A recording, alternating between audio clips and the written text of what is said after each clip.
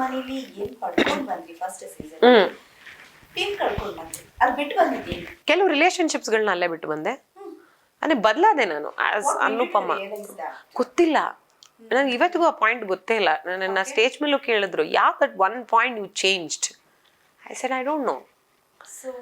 ಗೊತ್ತಾಗಲ್ಲ ಮನೆಯಲ್ಲಿ ನೀವು ಸ್ಟ್ರಾಂಗ್ ಆಗ್ತೀರಾ ಅಂತ. ಬಿಕಾಸ್ ಅಲ್ಲೇನೆ ನನಗೆ ನನ್ನ ಕಂಪನಿ ಎಷ್ಟು ಸಖದಾಗಿದೆ ನನ್ನ ಜೊತೆಗೆ ಅಂತ ಅನ್ಸಕ್ ಶುರುವಾಗಿ ನಾನು ಎಷ್ಟು ಸ್ಟ್ರಾಂಗ್ ಇದೀನಿ ಅಂತ. ಬಿಕಾಸ್ ನೀವಲ್ಲ 20 ಜನರ ಮಧ್ಯೆ ಆದ್ರೂ ನೀವು ಒಬ್ಬರೇ ಇರ್ತೀರಾ, ನೀವು ಒಬ್ಬರೇ ನಿಮ್ ಜೊತೆಗೆ ಫೈಟ್ ಮಾಡ್ತೀರಾ. That is when I realise I am extremely strong. So this is where I should change ಅಂತ. ಗೇಮಲ್ಲೂ ಚೇಂಜ್ ಆದೆ ನಾನು.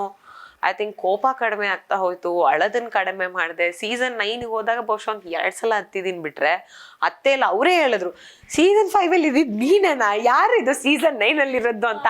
ನನ್ನಿಂದ 5 ವರ್ಷಗಳಾಗಿದೆ, ಬದಲಾಗಿದ್ದೀನಿ as a person thanks to this house ಎಂದೆ ನಾನು.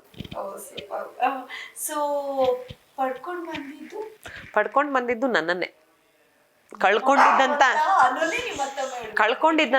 ನಾನು ಆಕ್ಚುಲಿ ಪಡ್ಕೊಂಡ್ಬಂದೆ. ಅಂದ್ರೆ ನೀವು ಸೋಲೋ ಆಗಿ ಸ್ಟ್ರಗಲ್ ಮಾಡ್ಕೊಂಡೇ ಬಂದಿದ್ದೀರಾ ಲೈಫ್ ಅಲ್ಲಿ. So there is no other thoughts because ಅಷ್ಟು ನೀವು ಲೈಫ್ ಅಲ್ಲಿ ಸ್ಟ್ರಗಲ್ ಅಂತಂದ್ರೆ ಹೇಗಿದೆ ಅಂದ್ರೆ ಅಪ್ಪಣ್ಣು ಸಿಕ್ಕಾಪಟ್ಟೆ ನೋಡಿದ್ದೀರಾ. ಸೊ ಆ ಸೋಲೋ ಲೈಫ್ ನಿಮ್ಗೆ ಬಿಗ್ ಬಾಸ್ ಮನೆಗೆ ಹೋದಾಗ ನಿಮ್ಗೆ ಎಲ್ಲೋ ಒಂದ್ ಕಡೆ ಅದು ಪ್ಲಸ್ ಅನ್ನಿಸ್ತಾ ನಿಮ್ಗೆ? ಬಿಕಾಸ್ ನೀವು ಅಲ್ಲಿ ಎಕ್ಸ್ಪೀರಿಯನ್ಸ್, ಬಿಕಾಸ್ ಅಲ್ಲಿ ಈ ರೀತಿಯ ವ್ಯಕ್ತಿತ್ವಗಳ ಜೊತೆಗೆ ನೀವು ಅದನ್ನ ಫೈಟ್ ಮಾಡ್ಬೇಕು, ಕಳ್ಕೋಬೇಕು, ಪಡ್ಕೋಬೇಕು ಅನ್ನೋದಕ್ಕೆ ತುಂಬಾ ಈಸಿ ವೇ ಅಂತ ಅನಿಸ್ತಾ ಅದು. ಆ ಮನೆ ಏನು ಎಕ್ಸ್ಪೆಕ್ಟ್ ಮಾಡದೆ ಹೋಗಿ ನಾನು. ಅಂಡ್ ಅವಾಗ ನನ್ನ ಫ್ಯಾಮಿಲಿ ಜೊತೆಗೆ ಎದ್ದಿದ್ದು, ನಾನು ಒಬ್ಳೆ ಇದ್ದು ಆ ತರದೆಲ್ಲ ಅಲ್ಲ. ಅಂದ್ರೆ ನಿಮ್ಮ ಒಂದು ಬದುಕಿಗೆ ನೀವು ಫ್ಯಾಮಿಲಿ ಮ್ಯಾನೇಜ್ ಮಾಡಿದ್ರಿ, ಹಂಗೆ.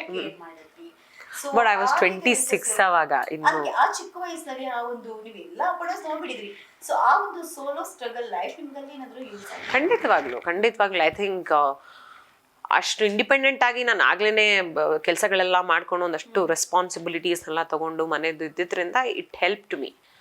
ಬಟ್ ಈ ಒಂದು ಪ್ರಾಸೆಸ್ ಅಲ್ಲಿ ಹೊರಗಡೆ ಈ ಒಂದು ಜರ್ನಿಯಲ್ಲಿ ನಾನು ತುಂಬಾ ಮರ್ತೋಗ್ಬಿಟ್ಟಿದೆ, ಸೀರಿಯಲ್ ಮಾಡಲ್ಲ ಅಂತ ಹೇಳ್ಬಿಟ್ಟಿದ್ದೆ. ಬಿಕಾಸ್ ಅಕ್ಕ ತುಂಬಾ ನೆಕ್ಸ್ಟ್ ಲೆವೆಲ್ ನಂಗೆ ಇಂಪ್ಯಾಕ್ಟ್ ಮಾಡ್ಬಿಟ್ಟಿತ್ತು. ನೆಗೆಟಿವ್ ಕ್ಯಾರೆಕ್ಟರ್ ನಮ್ಮ ಅಮ್ಮನ ಮೇಲೆಲ್ಲ ಹೊಡೆಯೋ ಕೊಟ್ಟೋಗಿದ್ದೆ ನಾನು. ಬಿಕಾಸ್ ನೆಗೆಟಿವ್ ಯಾವ ರೇಂಜ್ಗೆ ಇತ್ತು ಆ ಪಾತ್ರ ಅಂತ ಅಂದ್ರೆ, ಬೆಳಗಿಂದ ರಾತ್ರಿವರೆಗೂ ಅದೇ ಒಂದು ಕ್ಯಾರೆಕ್ಟರ್ ಅಲ್ಲಿ ಇನ್ವಾಲ್ವ್ ಆಗಿ ನನ್ ಮನೆಗೆ ಬಂದು ನಮ್ಮಮ್ಮ ಹಿಂಗ್ ಮುಟ್ಟಿದ್ರೆ ಹೊಡೆಯೋಕೆ ಹೋಗ್ತಾ ಇದೆ. It impacted my life in a very bad way. ಅಂದ್ರೆ ಹೋಗ್ತಾ ಲಿಟ್ರಲಿ ನಾನು ನೆಗೆಟಿವ್ ಆಗ್ತಾ ಇರ್ತೀನಿ, ಪಾಸಿಟಿವ್ ಆಗಿ ಸ್ವಿಚ್ ಆಗ್ತಾನೇ ಇದೆ. ಆಯ್ತಾ, mentally it was so stressful, very bad phase ಅಲ್ಲಿ ಇದ್ದೆ ಅವಾಗ ನಾನು. ಐ ಥಿಂಕ್ ಆ ಮನೆ ಒಳಗಡೆ ಹೋದಾಗ್ಲೂ ಫಸ್ಟ್ ಹಾಫ್ ಹಂಗೆ ಇತ್ತು. ಬಟ್ ಐ ಥಿಂಕ್ ಹೊರಗಡೆ ಇದ್ದ ಸ್ಟ್ರಗಲ್ಸು ನೋಡ್ಕೊಂಡು ಬಂದಿದ್ದು, ಸ್ಟ್ರಾಂಗ್ ಆಗಿದ್ದು, ಇಟ್ ಡೆಫಿನೆಟ್ಲಿ ಹೆಲ್ಪ್ ಮೀ.